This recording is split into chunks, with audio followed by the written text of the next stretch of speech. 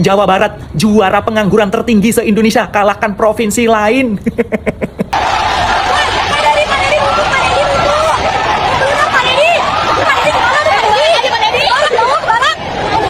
Mana nih yang suka nyinyirin Kang Deddy Mulyadi, katanya pengangguran di Jawa Barat tidak terselesaikan. Katanya Jawa Barat menjadi wilayah penduduk termiskin kedua se-Indonesia. Katanya Kang Deddy Mulyadi cuma sibuk konten. Sabar dong. Kang Deddy Mulyadi sedang memperbaiki infrastruktur tata kelola, ya, yang itu akan mempercepat pertumbuhan ekonomi di Jawa Barat, teman-teman, ya. Dan sekarang ada kabar gembira, teman-teman, ya. Di tahun 2026 di Jawa Barat akan ada ekspansi puluhan industri, teman-teman, yang ini akan membuka lapangan pekerjaan baru, akan menyerap warga Jabar, teman-teman, ya. 15.000 karyawan yang di PHK akan mulai mendapatkan pekerjaan baru, teman-teman. Ini kabar yang sangat-sangat baik. Jadi bagi Anda yang nyinyirin Kang Deddy Mulyadi, oh Kang Deddy Mulyadi sibuk konten, sibuk bongkar bangunan liar, tapi pengangguran nggak diatasi, sabar dong. Semuanya butuh proses. Ya, kita lihat dulu bagaimana orang-orang yang nyinyirin ke Kang Deddy Mulyadi, bagaimana berita-berita yang berseliweran tentang bagaimana kemiskinan di Jawa Barat. Nanti saya juga akan membacakan berita daripada Republika, nih teman-teman, tentang akan adanya ekspansi industri di Jawa Barat pada tahun 2026, teman-teman, ya. Silahkan. A few moments later. Iya, kabar baik jang warga Jabar ti Bapak Aing atau Kang Deddy Mulyadi nya. Puluhan industri siap bangun pabrik di Jabar pada tahun 2002 genep. Banyak lapangan kerja baru. Mudah-mudahan ia cepat cepat terlaksana lah nya, supaya ini angka pengangguran di Jawa Barat menurun lah. Da aing sasajina penganggur ya. Mudah-mudahan jeung syaratna tong aneh-aneh. Ya maka bilih ya video dugi ka Bapak Aing atau Kang Deddy Mulyadi, Pak, mun tiasa mah syaratna tong ciga anu harus menguasai angin, hujan, petir. Pokokna mah nu simpel we, nu penting bisa gawe daek geus, Pak. Mudah-mudahan mah syaratna tong berpenampilan menarik, kudu A, kudu B, kudu C sampai K, Z. Jadi tungtungna teh ribet nu hayang gawe THC. Nya, ieu mah mudah-mudahan we kaharepna jadi gitu loba pagawean di Jawa Barat teh. Nah itu kudu jauh ongko. Kudu keluar pulau lah, aya di daerah-daerah nu sorangan mah gitu, deketin keluarga. Mudah-mudahan cepat terlaksana lah. Amin ya Maya. Saya nggak tahu ini kabar menggembirakan atau menyedihkan. Karena ini soal juara, tapi sengsara. Jawa Barat juara pengangguran tertinggi se-Indonesia, kalahkan provinsi lain. Ini menggembirakan atau menyedihkan? Karena juara tapi pengangguran. Berdasarkan data BPS per Februari 2025, sebanyak 1,72 juta jiwa tercatat sebagai pengangguran di Jawa Barat.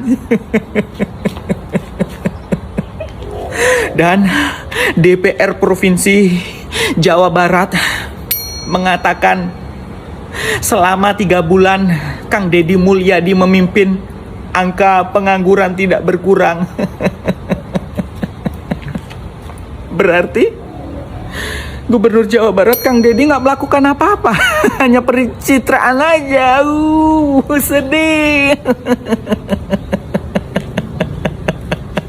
Kang Deddy gimana Kang Deddy? Masa sih YouTubean aja, TikTokan aja, kontenan aja, kemana-mana ngomentari kabupaten lain, provinsi lain, ngomentari segala macam. Jakarta juga dikomentari, katanya mau digaji 10 juta. Tapi apa faktanya Jawa Barat banyak penganggurannya? Gimana Kang Deddy? Ayo kerja nyata, jangan hanya pencitraan aja. DPRD Provinsi Jawa Barat, yuk diprotes terus tuh Kang Deddy Mulyadi. Kenapa 3 bulan mimpin kok nggak ada peningkatan kerja, malah pengangguran tetap ya? Aku ngomong gini yakin aku pasti akan diserang ini sama orang-orangnya KDM ini. Nggak apa-apa diserang. nggak apa-apa, saya nggak masalah. Yang terpenting saya menyampaikan data yang sebenarnya, apa yang ditulis oleh media ya. Karena apa? Masyarakat harus tahu gimana kinerja pemimpinnya. Jangan sampai kita terlena oleh pencitraan sehingga hal-hal yang buruk kita makan, kita cerna, nggak kita pilih-pilih. Salam, Bapak Aing. Nah, agar rakyat Jawa Barat itu ke depan menjadi orang terhormat. Anda merasa warga Jawa Barat tidak terhormat sekarang ini? Tidak. Dalam hal apa? Di industri, industrinya banyak, tapi penganggurannya tinggi. Karena yang bekerja jadi kelas menengah di industrinya bukan orang Jawa Barat. Karena yang bekerja kelas menengahnya bukan orang Jawa Barat, maka kelas bawahnya pun bukan orang Jawa Barat kebanyakan. Kan seperti itu. Dan ini harus dirubah. Bukan dirubahnya bukan dengan cara menekan perusahaan, bukan dong. Menyiapkan sumber daya manusia yang cukup. Melalui apa? Pendidikan yang memadai, sikap hidup, cara pandang. Saya kemarin bertemu dengan konflik industri. Ada kepala desa yang ngamuk ke pabrik spare part motor. Kenapa? Karena yang daftar dari warganya 162, yang diterima 2. Nah, saya tanya, penyebabnya apa? Kalau saya kan begitu, Pak, matematika dasarnya brok-brok banget. Loh, saya bilang, kenapa tidak dibikin kursus matematika dasar sebelum dilakukan seleksi? Maka saya langsung mengambil keputusan, hari Senin ruang desamu dibuka, siapkan kursi 100, seluruh rakyatmu itu mengikuti pendidikan matematika dasar. Gurunya saya siapin free. Kan orang mau seleksi, mau calon taruna angkatan darat, angkatan laut, angkatan kepolisian. Anaknya tiap hari merokok, motor-motoran, pulang malam minum, lulus nggak? Ya berarti kan saya harus mempersiapkan mereka masuk taruna itu dengan baik. Ada PR besar, yaitu masalah ekonomi dan lapangan kerja. Nah, lapangan kerja kan begini, saya kan baru menjabat 6 bulan. Di 6 bulan ini kita kan baru mengorkestrasi tentang percepatan layanan perizinan industri. Nah, kita sudah terorkestrasi.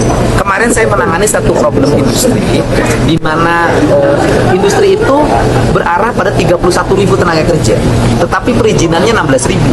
Nah, malam sudah saya bereskan dengan Pak Menteri. Saya bilang, Pak Menteri, ini harus segera dirubah. Nah, seluruh rangkaian industri yang dibangun itu serapan tenaga kerjanya nanti 2026.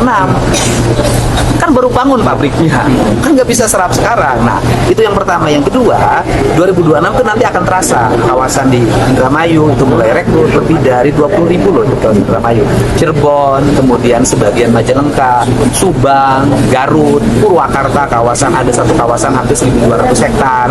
Ini juga. Nah, ini kan kita benahi dengan sistem layanan tenaga kerja berbasis digital itu. Nah, itu akan menyelesaikan nanti. Terus yang berikutnya soal pendidikan. Ini sekolah-sekolah ajarin matematika dasarnya yang benar. Karena banyak anak-anak yang tidak lulus seleksi di industri itu 4 kali 7 nggak tahu. Plus yang tidak bisa baca tulis. Jawa Barat mendapatkan peringkat kedua sebagai penduduk termiskin di Indonesia, teman-teman ya. Nomor satunya itu kalau nggak salah Jawa Timur ya. Karena ya kita tahu menurut data BPS ya, jumlah pengangguran di Jawa Barat itu banyak. Banyak karyawan juga yang terkena PHK, teman-teman ya. Dan banyak netizen atau banyak haters Kang Deddy Mulyadi yang selalu menyerang Kang Deddy Mulyadi. Oh, Kang Deddy Mulyadi itu nggak peduli dengan pengangguran, nggak peduli dengan kemiskinan yang ada di Jawa Barat. Ini saya rasa lucu ya, teman-teman. Karena Kang Deddy Mulyadi sekarang sedang fokus bagaimana menata kelola dan memperbaiki infrastruktur yang ada di Jawa Barat ya, teman-teman. Beliau juga memperbaiki sistem kesehatan, pendidikan dan lain sebagainya. Dan jika suatu wilayah yang pembangunannya itu sudah baik, tentu perputaran ekonominya juga akan begitu cepat ya, teman-teman. Ya, kita tahulah wilayah yang maju itu wilayah yang pembangunannya oke, SDM-nya tinggi, dan ini Kang Deddy Mulyadi sudah melakukan 2 hal ini, sedang fokus melakukan 2 hal ini ya, memperbaiki infrastruktur, pembangunan, pembongkaran bangunan liar. Yang kedua adalah memperbaiki pendidikan, ya banyak menggratiskan beasiswa, memberikan beasiswa kepada anak-anak yang kurang mampu, ya kan, banyak memperbaiki ruang-ruang kelas, ya itu loh. Jadi saya rasa warga Jabar harusnya bersyukur ya memiliki gubernur seperti Kang Deddy Mulyadi ini. Dan kabar gembiranya adalah di di tahun 2026 akan banyak ada lapangan pekerjaan baru, teman-teman ya. Puluhan industri akan ekspansi di Jawa Barat ya pada tahun 2026, dan ini akan membuka lapangan pekerjaan baru ya, dan akan menyerap warga Jabar sebagai karyawannya gitu loh. Saya ingin membacakan dulu ya berita dari Republika ya tentang bagaimana di Jawa Barat akan ada lapangan pekerjaan baru, teman-teman, karena akan ada investor yang masuk di Jawa Barat, teman-teman ya. Semoga ini menjadi langkah atau menjadi awal yang baik untuk bagaimana pertumbuhan ekonomi masyarakat di Jawa Barat ya, teman-teman ya. Ya, saya akan bacakan. Puluhan industri ekspansi di Jawa Barat 2026. KDM tumbuhkan lapangan kerja baru ya. Gubernur Jawa Barat Deddy Mulyadi terus berupaya membenahi beragam masalah di sektor investasi dan industri. Hal itu dimaksudkan agar bisa membuka lebih banyak kesempatan kerja bagi warganya. Upaya itu pun akan memanen hasil positif pada 2026 mendatang. Berdasarkan data laporan kegiatan penanaman modal LKPM 2025 tercatat ada 31 industri berbasis modal asing dan 21 industri dalam negeri yang akan mulai melakukan pembangunan pabrik dan kegiatan usaha baru pada 2026 dengan nilai investasi di atas 100 miliar. Jadi optimis bertumbuhnya industri baru dan derasnya modal yang masuk pada industri akan membuat persoalan lapangan kerja di Jawa Barat terrecovery. Lewat pendampingan pada realisasi investasi di lapangan, ia meyakini angka 15.000 pekerja di Jawa Barat yang kena PHK akan terus berkurang, bahwa 15.000 itu nanti ke depan akan terrecovery dengan tumbuhnya lapangan kerja baru, ujar Kang Deddy Mulyadi. Menurutnya, persoalan tenaga kerja belum optimal karena industri atau investor terbentur urusan perizinan. Jika pihaknya tidak proaktif, maka rencana penanaman modal dan pembukaan lapangan pekerjaan akan mengalami perlambatan. Kan kalau tidak rajin gubernurnya mengorkestrasi turun ke bawah ngurusin pembebasan perizinan, naik lagi ketemu menteri katanya. Jadi menilai dinamika ketenaga kerjaan selalu menghadirkan tantangan sekaligus kesempatan. Jadi ya memang ada yang berhenti, tetapi juga ada ruang untuk masuk katanya. Sementara itu, Kepala Dinas Perindustrian dan Perdagangan Jawa Barat, Nining Yuli Astini, menambahkan realisasi investasi akan memberikan multiplier efek signifikan, mulai dari penciptaan lapangan kerja, peningkatan daya beli masyarakat, hingga penguatan struktur industri daerah, dengan mayoritas proyek ditargetkan mulai beroperasi pada 2026. Jawa Barat diproyeksikan tetap menjadi kontributor utama investasi nasional dalam beberapa tahun ke depan, kata Nining. Nining menuturkan kontribusi sektor perindustrian dan perdagangan hingga triwulan 3 tahun 2025 menunjukkan kondisi yang relatif stabil dengan dinamika yang berbeda pada masing-masing sektor. Sektor perindustrian tetap menjadi kontributor utama, sementara sektor perdagangan berperan sebagai pendukung aktivis distribusi dan konsumsi. Pada triwulan 1, kontribusi sektor perindustrian tercatat sebesar 40,29%, sedangkan sektor perdagangan memberikan kontribusi sebesar 14,70%. Memasuki triwulan 2, kontribusi sektor perindustrian sedikit menurun menjadi 40,06%. Hal itu sejalan dengan kontribusi sektor perdagangan yang turun menjadi 14,37%. Pada triwulan 3, kontribusi sektor perindustrian kembali meningkat menjadi 40,94%. Hal itu menunjukkan membaiknya aktivitas produksi dan optimalisasi program pengembangan industri. Sementara itu, kontribusi sektor perdagangan relatif stabil pada angka 14,38%. Angka itu mengindikasikan mulai pulih dan terjaganya aktivitas distribusi serta transaksi perdagangan. Secara keseluruhan, kontribusi dan realisasi investasi sektor perindustrian dan perdagangan dari triwulan 1 hingga triwulan 3 tahun 2025 mencerminkan ketahanan sektor perindustrian dan stabilitas sektor perdagangan yang menjadi landasan positif bagi penguatan kinerja ekonomi dan peningkatan kontribusi pada periode selanjutnya. Sementara itu, dari data LKPM 2025, di mana akan ada pembangunan pabrik dan kegiatan usaha baru pada 2026 dengan nilai investasi di atas 100 miliar. Wow, ini kabar yang sangat-sangat baik, teman-teman ya. 100 miliar loh ya nilainya. di atas 100 miliar. Investasi terbesar diantaranya dari sektor kendaraan listrik dan industri pendukungnya seperti BYD Auto Indonesia, Contemporary Amperex Teknologi Indonesia, Battery, JATL, serta Finvest Automobil Indonesia. Selain sektor otomotif, investasi juga mengalir deras ke industri barang konsumsi dan farmasi. Hal itu ditandai dengan ekspansi perusahaan global seperti Unilever Indonesia, Cell Manufacturing Indonesia, Epic Medical Solution, serta sejumlah produsen bahan baku farmasi dan alat kesehatan. Sektor tekstil dan alas kaki juga menunjukkan daya tarik dengan masuknya investasi dari perusahaan seperti Changsin Reksa Jaya, Victory Cingluh Indonesia, dan Singwal Tekstil. Ya, saya bacanya nggak bisa. Sementara aktivitas investor dalam negeri di Jawa Barat terus menunjukkan penguatan signifikan. Tercatat 21 perusahaan PMDN akan mulai beroperasi pada tahun 2026. Masing-masing dengan nilai investasi di atas 100 miliar. Di atas 100 miliar masing-masing per perusahaan, teman-teman. Wow. Mulai dari industri makanan dan minuman, otomotif, bahan bangunan, kimia dan plastik, tekstil, hingga industri pendukung konstruksi dan manufaktur.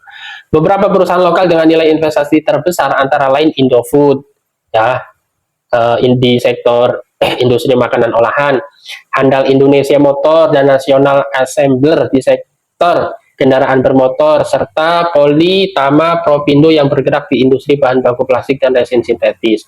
Di sektor bahan bangunan dan konstruksi, investasi dilakukan oleh perusahaan seperti Wijaya Karya Industri dan Konstruksi, Jaya Beton Indonesia, serta Pan Asia Jaya Abadi. Sektor tekstil dan kertas juga tetap menjadi penopang investasi, ditandai dengan masuknya modal dari Kertas Padalarang, Tristar, Makmur, Kartonindo, serta Sentral Bramaktur yang berpotensi besar dalam penyerapan tenaga kerja dan penguatan basis industri karya, teman-teman, ya. Jadi ini semoga menjadi langkah yang baik, ya, awal yang baik untuk bagaimana menumbuhkan ekonomi masyarakat di Jawa Barat, teman-teman. Kita hilangkan kemiskinan di Jawa Barat bareng-bareng dengan Kang Deddy Mulyadi, teman-teman, ya. Mungkin itu, hadanallahu wa iyyakum ajma'in. Wassalamualaikum warahmatullahi wabarakatuh.